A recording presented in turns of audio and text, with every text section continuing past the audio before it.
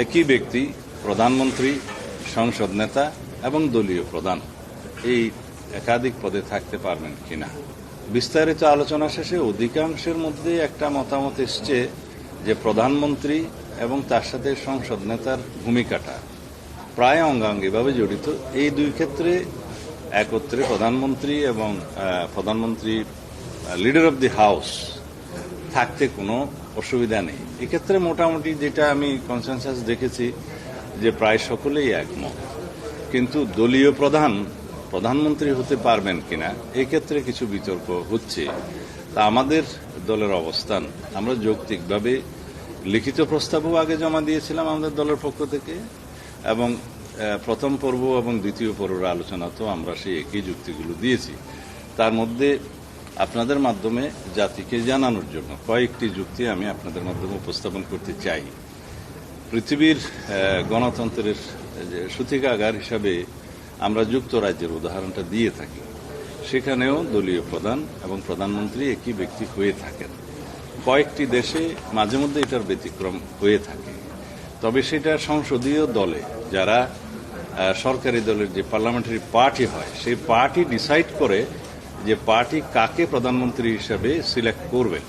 সেটা কোনো election procedure নয়। যারা মেজরিটি পার্টি হয় পার্লামেন্টে অথবা জোট হয় তারা পার্লামেন্টারি পার্টি ফর্ম করে তারা ডিসাইড করে কোন ব্যক্তি প্রধানমন্ত্রী হবেন। এখন সেই ব্যক্তি যদি কোনো একটা দলের প্রধান হন সেই ক্ষেত্রে তাকে এটা অযোগ্য ঘোষণা করা হয় না বা অযোগ্যতা থাকে না।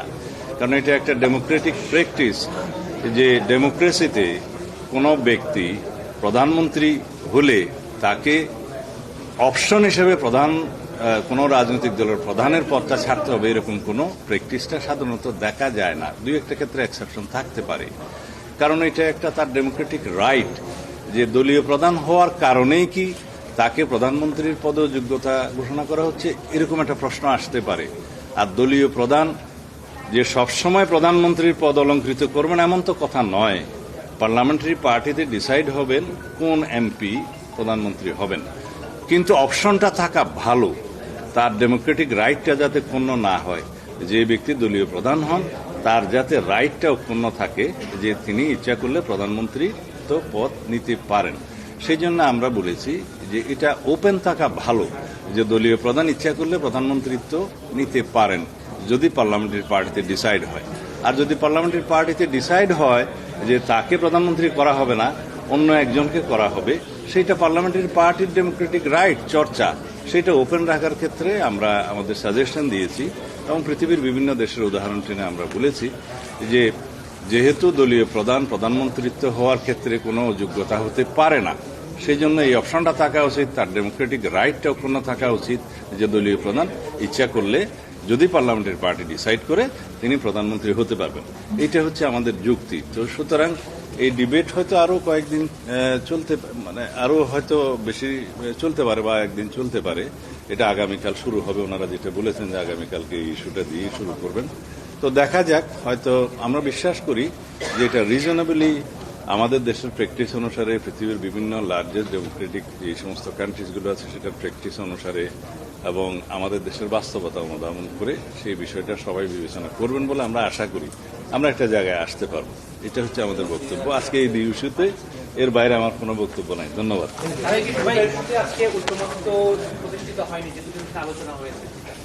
আমরা প্রায় তো কাছাকাছি এসেছি এই প্রধানমন্ত্রী পদে এবং রাজনৈতিক দলের প্রধানমন্ত্রী একই সাথে লিডার অব দি হাউস হওয়ার ক্ষেত্রে দুইটা বিষয়ে তো প্রায় সবাই একমত যে লিডার অব দি হাউস এবং প্রধানমন্ত্রী একই ব্যক্তি হতে পারেন।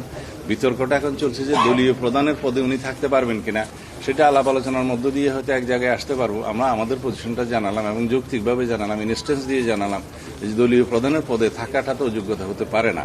আর তাছাড়া এটা একটা ডেমোক্রেটিক রাইট হরণ করার মতো হবে সেই ব্যক্তির যে শুধুমাত্র দলীয় প্রধান থাকার কারণেই কি প্রধানমন্ত্রী পদে তাকে বিবেচনা করা হবে না। এটা রাইট হচ্ছে ডেমোক্রেটিক্যালি পার্লামেন্টারি পার্টির মেজরিটি পার্টির ডিসিশন যে তারা কাকে মনোনয়ন দেবেন প্রধানমন্ত্রীর পদে। পার্টির প্রধানকেও দিতে পারেন, অন্য একজনকেও দিতে পারেন। সেটা ওপেন থাকা উচিত, অপশনটা থাকা উচিত। এখানে হাত বেঁধে দেওয়া ঠিক হবে না, এটা ডেমোক্রেসির বিরুদ্ধে যাবে অনেকটা। Thank you. তত্ত্বাবধায়ক নিয়ে যে আলোচনার পরে যে খসড়াটা আসছে সেটা থেকে কি বিএনপি একমত হয়েছে? না, যে খসড়াটা এসছে এটা আমার হাতে আছে, এটা আমরা দলীয় ফোরামে কালকে আলোচনা করব। ওনারা সুযোগ দিয়েছেন সবাই যেন আলোচনা করে মঙ্গলবার দিন সকালে মতামত উপস্থাপন করে। বিএনপি তো আগে একটা প্রপোজাল দিয়েছিল, আপনাদের একটা প্রপোজাল দিয়েছিলেন 2 থেকে 4 পর্যন্ত না, অনেকগুলো অপশন আমরা দিয়েছি আমাদের প্রস্তাবে, অন্যান্য দলও দিয়েছে, বেশ কয়েকটা দল দিয়েছে, 4টা দল দিয়েছে বলে জানি। আবার হাউসে মৌখিকভাবে অনেকে দিয়েছে। সবগুলো কম্পাইল করে ঐকমত্য কমিশন একটা ড্রাফট দাঁড়া করেছে। এইটার ক্ষেত্রে যদি কোনো মতামত থাকে তাইলে দিবে, বা কোনো কারেকশন যদি থাকে, কোনো অবজারভেশন থাকে দিবে, অথবা অ্যাজ ইট ইজ যেভাবে দিয়েছে সেভাবে একমত হওয়া যায়। কিন্তু যেহেতু এটা আমাদের দলীয় ফোরামে আলোচনা করতে হবে, সেই ডিসিশনটা আমি এই মুহূর্তে দিতে পারবো না।